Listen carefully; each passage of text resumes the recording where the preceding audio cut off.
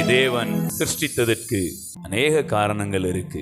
ஒரு காரணத்தை நான் சொல்ல விரும்புகிறேன். அவருடைய சாயலுக்கு ஒப்பாய் இருக்கும்படி நம்மை அவர் முன் குறித்திருக்கிறார். இந்த காரியம் மரணத்துக்கு அப்புறமா நடக்கிற காரியம் கிடையாது. நாம் இந்த பூமியில் வாழ்ந்து கொண்டிருக்கும் போதே நடக்கிற காரியம். எபேசியர் 4:11 அழகா எழுதியிருக்கு, கிறிஸ்துவின் நிறைவான வளர்ச்சிக்கு தக்க பூரண புருஷராகும் வரைக்கும் அப்படின்னு எழுதியிருக்கு.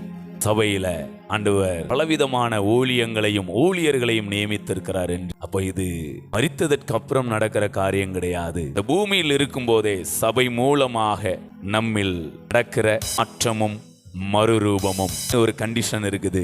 விசுவாசமும் அறிவும் அங்க இருக்கணும். விசுவாசத்திலும் அறிவிலும் நீங்கள் ஒருமைப்பட்டவர்களாகி கிறிஸ்துவின் நிறைவான வளர்ச்சிக்கு தக்க பூரண புருஷராகும் வரைக்கும் அப்படின்னு எழுதியிருக்கு. இப்ப நிறைவான வளர்ச்சி அப்படிங்கிறது பரலோகத்துல அப்படிங்கிறது கிடையாது, இந்த பூமியிலேயே இருக்குது.